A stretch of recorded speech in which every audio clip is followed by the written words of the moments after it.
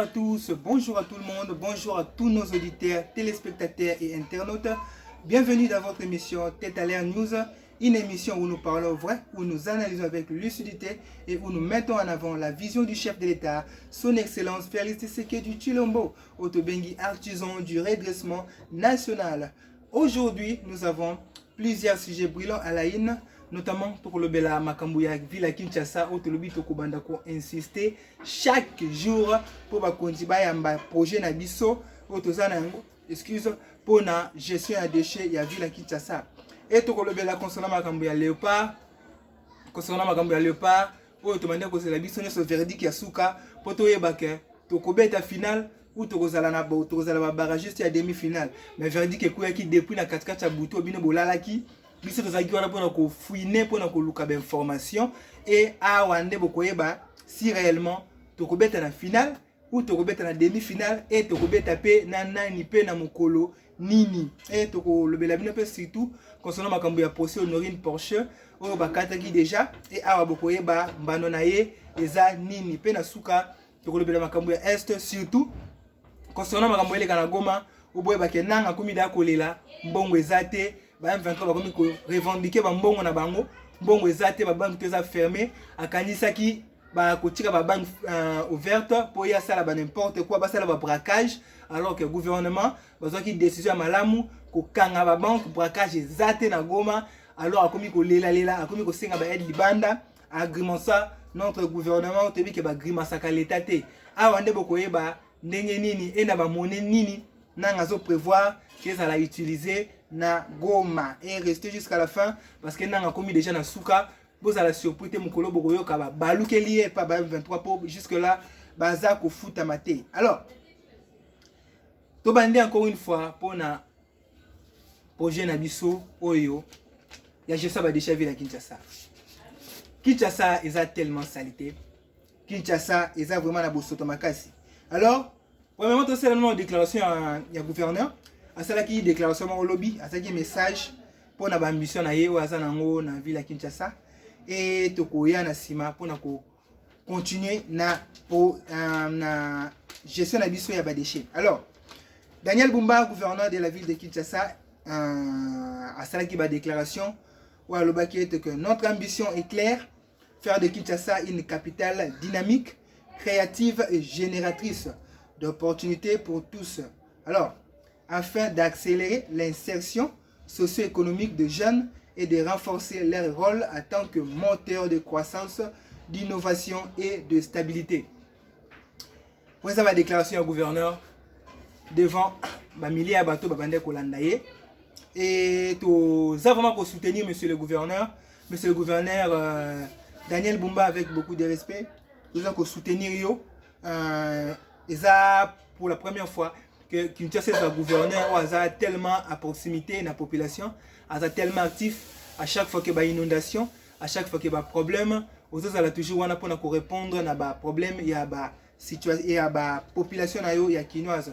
Mais alors le mal est que côté à gestion des déchets, on a peine match ça malam mais c'est le gouverneur, il faut dire ça en vérité, qu'on a vraiment match ça malam pour bison des petits peuples, bison des autres dans la commune, tous pour vivre dans désordre. Des jours on boule les bêta qui après la pluie vient le beau temps, mais biso ils ont toujours mauvais temps. Salité et tikali na balabala na biso, salité et tikali na banzela, okoki même pas ko imaginer. Alors, bino bozana ba Gombe, bozana ba Lingwala, bino bozana ba Cité Verte, bozana na ba ma campagne. Bolongwe bureau, OK na ba ndako na bino ba place ya bien, mais biso des populations petit peuple toujours souffrir. Salité ça tellement makasi, salité so bois comme partout population va place bois ka salité té. Alors biso bois na ba caniveau tango zo la boucher, mboule bêtiment ils ont les caté, nyo se tondi na chaussée. Banzele ou mela comment? Population bois aboka bosoto na balabala ba kalamu ba salité so bois kama wana tanga ki na ba po comme boucher inondation ici là comment? Ils ont mesure oyoté de ville foisois. Donc, il y a un projet tant que biso ba kinois ba jeune kinois, to sali projet na biso pour la gestion ba déchets Villa Kinshasa afin que Kinshasa ezala sous la salité ou ezala ngo leloté. C'est possible que Kinshasa comme aneti Lagos au moment de la vidéo, ou ezala Lagos salité ezate na balabala, c'est possible. Kinshasa za na image mais nanzela es projet ou. Projet ko sala que bakaniveau eleka na kobouche lisusu te, projet kosalaka kalamu eleka na kobouche te, projet kosalaka bapont na biso eleka kobouche te, ekodiminue même puissance ya inondation kaka projet oyo, ekosilisa salité dans une année, ekosalaka Kinshasa egagner tellement mbongo ebele, financement ezalaka moke 2.5 millions de dollars, oyo esalaka ke gestion ya badéchet ville ya Kinshasa ekoka korépondre favorablement te. C'est pour cela yango toyaki na projet na biso oyo ya bagestion ya badéchet ya ville ya Kinshasa, tosengi na gouverneur bojete dévolu na bino awa, boleka na kocontacte biso na numéro oyo eza na se, pourquoi pas vice gouverneur na nzela ya Edi Yeli, toza vraiment na posa muto nyonso aza na numéro ya collaborateur to proche ya gouverneur, tindela ye vidéo oyo amona, et surtout amona yango po toza vraiment na posa ba examiner yango. Bozana ba conseiller oui, mais bazo sala musala moko te monsieur le gouverneur. Bozana ba conseiller même atanga so no ngata conseiller na yo gratuit. O futaka no ngate. Ne fiske kaka na yela ko ba message na ba rapport na ba projet. Po biso mutu eza ndepona ba projet. Kinshasa to tambola Kinshasa au partout pour na juste kotala place oni nezo simba te, to sala yango na ba propre mbongo na biso, to sala yango na ba propre analyse na biso, to sala yango na ba propre réflexion na biso. Ba futaka biso mbongo te. Alors ce que tu as conseillé sur le plan de gestion des déchets, na makambo ezo simba te na ville ya Kinshasa, je suis là prêt à travailler même sans argent. Juste pour nous aider ville ya Kinshasa. Bo biso nous devons souffrir. Moule beti, bino boza bien, bo tambo bo na ba véhicule, bato batambola makolo. Ba câble à courir les canasses, il y a d'autres gens ba kufi, ba courir kangi bango. Pourquoi? Inondation. Mais tous on a projet sur ça. Monsieur le gouverneur, nous sommes là. Tous os elabino numéro ezanase. Benga biso otala ta makanisi na biso dans une année Kinshasa kozonga kine label oyo bobengaki na époque ya Mobutu pe projet kosala ke Kinshasa egagner mbongo ebele, Kinshasa egagner mbongo ebele, financement gestion ba déchets za muke na projet Kinshasa egagner tellement mbongo ebele. Et nos abonnés to sengi na bino botindi bokanga ba photo na ba endroit bozali na ba commune bozala ba quartier, botindi la biso ba image wana to meka un peu ko la kisaka yango nde bozo mona ba salité za la ville ya Kinshasa, to la kisaka pe to sitaka na telle commune que bourgmestre sala musala bien te, que salité zali et que projet oyo eza le seul projet oyo ko sunga ville ya Kinshasa ezongela elamba nango ya kala. Alors toza wana toza kozela un appel na bino po to kutana na gouverneur de la ville. Boum boum, oh pour la deuxième fois, deuxième sujet na biso que la RDC directement en finale des barrages mondial 2026. Et bien là, vous vous se poser la question, tu as des barrages ou tu as toujours tu finale ou quoi que ce soit. Tu as peut-être aller en news et ça juste information te. Ah ouais, tu as Massano, tu as Ndembo, tu as analyse na biso pour tu as tout terrain, tu as polyvalent. Et na buto bino bolalaki il y a les 18 bino biso to lalaki te tozaki juste wana kozela ba résultat ya Amérique pour qu'on ait bande ko définir nani akokende finale nani akobeta demi-finale et makambo l'équipe bien donc congolais to bande ko souhaiter et to ko telisa bino wana tête aller news ce qui nani akobeta na RDC et comment cela va se passer et RDC akobeta des barrages ou demi-finale. Voyez pas que la soirée du 18 novembre 2025 a complètement bouleversé la zone CONCAF. Le Panama, solide leader du groupe A avec 12 points, a validé son billet pour la Coupe du Monde après un large succès 3-0 contre El Salvador. Panama mieux classé que Bisso, on a bouleversé le calendrier Nabiso, il a validé déjà billet naïe na Coupe du Monde, Copa Barrage, Abu Pia Ponaye. Dans le même temps, le Suriname, battu 3-1 par les Guatemala, doit se contenter d'une place en barrage malgré ses 9 points. Suriname oyo azanaye mayo moko faible yende tozanaye na barrage meilleur kozonga na demi-finale pour aza moins classé que biso avec ce 9 points, aza moins classé que biso na calendrier FIFA.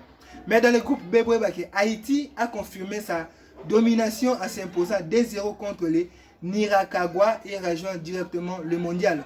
Pour la première fois, Haïti va créer. Et bon, il y a des ça qui n'était pourquoi. Donc, bango tout va léger tâche nabiso. Et bon, il y a des sous que le match est seulement qui peut nul entre le Jamaïque, on a 11 points, et Curaçao. Donc, envoyer le Jamaïque en barrage. Le Jamaïque, aïe comme barragiste. Oyo ndenge moko na biso mais bango bako banda na demi-finale pour baza ba moins classé. Alors Ces résultats complètent définitivement la liste des barragistes intercontinentaux qui rejoignent notamment la RDC pour l'Afrique, la Bolivie pour l'Amérique du Sud, la Nouvelle-Calédonie pour l'Océanie et l'Irak pour l'Asie, ainsi que le Suriname et le Jamaïque pour la CONCAF, un tableau explosif où chaque équipe jouera sa survie pour décrocher le dernier ticket du mondial 2026. Et la bombe du jour, la bombazo du jour, c'est que la RDC évite le premier tour, donc Tokobet à demi-finale, donc directement à la finale grâce à son classement supérieur à celui de la part des barragistes. Seul Irak, la défense des Irak n'a défoncé, des amis classés, et le Léopard sont propulsés directement en finale des barrages. Une opportunité en or pour écrire l'histoire et rejoindre enfin la Coupe du Monde. Peut-être qu'il y a arrangé 9-0 beta biso. Selon la fiche, on a potentiel adversaire biso na finale et baza tellement ba maillot moko faible. Donc tokoki déjà ko fêter, tokoki déjà ko somba ba maillot na biso. Après autant d'années, celle Tshisekedi Tshilombo a salué que RDC a kende lisusu na mondial 2026 na grâce ya ministre sport DJ Boudimbu. Pourquoi pas d'appui, il y a la population, puis il y a des joueurs qui va répondre qui tellement présent pour la RDC aller franchir l'étape. Alors, préparons désormais la CAN pour la CAN pour ça, pour créer encore une nouvelle histoire. Pourquoi pas, comme ma pembo cannabiso, na finale il y a CAN où toza ko senga à chaque temps et toza na osature bien, ba joueur baza tellement en qualité, toza na posa to beta finale il y a CAN, toza na posa to remporter CAN pour na bonheur, il y a peuple congolais. Alors, après qualification na finale, il y a barrage les Kaki contre Cameroun et Nigeria. Plusieurs binationaux, pardon, comme déjà qu'on frapper à la porte, comme déjà qu'on bête à porte pour baya qu'on rejoindre sélection. On ne se vendait qu'au bout de on se vendait au Saminene. Maintenant, commis na bango ya Bokita. Notamment au moment de la photo, Stéphie Mavididi veut jouer pour la RDC. Après plusieurs boycotts, a boycotté qui sélection plusieurs fois, mais désormais, moi, je suis éliminé à lobby à Koya pour la RDC, mais tous les tout na poste ya nani pour jusque là sélection comme tellement riche, donc mutu so ko sedinga ezate, donc mutu to a commis avant na Léopard faut les sa papa ton maman, donc poste comme problème, même oui ça va blessé. Pour éviter ceux qui ont la sauce dans ma coquille, il y a qu'on récupérer 11 de départ pour attaque où il y a pas si peine donc il y a comme tellement de problèmes. Donc même à Cambois là à Villarreal, on ne sait pas s'il y aura des places pour la sélection. Donc il y a comme tellement beta mukua. Alors affaire Honorine Porche autour qui est un peu rapide. Au bout que lobby et les cas qui encore une fois procès naïe, où il y a une peine d'emprisonnement à vie a été requise mardi 18 novembre contre Honorine Porche, poursuivie pour association de malfaiteurs dans l'affaire braquage de la banque Raobank Victoire à Kinshasa. Alors, la prévenue a comparé devant le tribunal militaire de garnison de Gombe qui siège en chambre foraine au camp Lufungula. Alors, au cours de l'audience, le magistrat et le parquet militaire qui na cour à reconnaître la prévenue coupable de faits qui lui sont reprochés. Et le procès se poursuit dans l'attente des plaidoiries de la défense et du verdict final. Mais au bout de madame a côté en prison pour Borasala qui a joué et a déjà tentative il y a Kimoyibi où il a pardonné. Situation sécuritaire à l'est du pays. Au bout de sécurité na Sud Kivu na Walungu Mokolo Alelo. Nouveau affrontement et salamaki entre l'AFSM 23 et le Wazalendo. Que des combats ont été signalés ce mercredi matin à plusieurs endroits de la chefferie de Ngweshe dans le territoire de Walungu Sud Kivu. Selon des sources locales, un convoi de l'AFC a été pris pour cible à Mugogo, entraînant des échanges de tirs na Wazalendo au centre de Walungu. Détonation d'armes lourdes et légères ont également été rapportés. Alors, contexte national au Boyabaka, mine sous contrôle des rebelles, cette tension intervient alors que le gouvernement qui a prolongé encore 6 mois, il y a interdiction, il y a exploitation, il y a 38 sites miniers où ils sont situés dans la zone contrôlée et pas AFC, notamment dans Massissi, dans Nord Kivu et Kaleye, Sud Kivu. Donc, les minerais qui ici, il y a la zone reste interdit d'accès au circuit officiel du commerce international. Où il y a parmi les bases, il y a Makambo Nyonso. Et information sur c'est que le général-major Somo Kakule Evariste, gouverneur militaire du Nord Kivu, s'est rendu à la frontière de Kasindi, na Ouganda, le 17 novembre. Son déplacement visait à accueillir 5 militaires. Il y a des FARDC rapatriés na Ouganda, c'est l'image Bozomona, après avoir été enrôlé de force par le M23. Et Nasuka, le général, a remercié l'Ouganda pour son soutien. Il a ensuite abordé, avec l'autorité ougandaise la question de la gestion des ressources du lac Edward, notamment la pêche illicite et les arrestations de pêcheurs. Et voyez encore une fois, ça fait déjà 10 mois que la banque est fermée. Ça fait 10 mois que la banque est fermée et il n'y a plus de francs congolais et la population va se prendre en charge. Oui, la population va se prendre en charge, mais va se prendre en charge pour le gouvernement à récupérer l'institution. Et ça signifie que bientôt, il y aura la circulation des monnaies étrangères, shilling ougandais, franc rwandais ou bien franc burundais à Uvira. C'est déjà le cas. Il y a Nanga.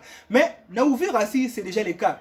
C'est pas aussi interdit que la monnaie. Il y a mboka libandelia makana na mboka mususu. Mais tout le monde a pu na Kinshasa kwanza za changer. Pourquoi pas la monnaie chinoise za changer? Tout le monde a pu za changer. Notamment na Uvira, ceux qui franc burundais, ba monnaie na bango ya Burundi, na ba shilling kuna ba ougandais, ezo salama ezo ko s'échanger. Ce n'est pas aussi un péché, mais ezo salama na cadre moko légal et non comme yo nanga au gouvernement na parallèle. Olingina o imposer ba mbongo wana et comme donc ba monnaie locale na bino non wana to autoriser à monter ndengo solo ba que population ko se prendre en charge. Oui, population ko se prendre en charge a ko bengana ndeyo pona otika ba institution na biso na kimia et to sengi vraiment population bo se prendre en charge, pourquoi pas ko bengana nanga wana o azolinga cha monnaie na ye ona bandeko na ye ya Rwanda.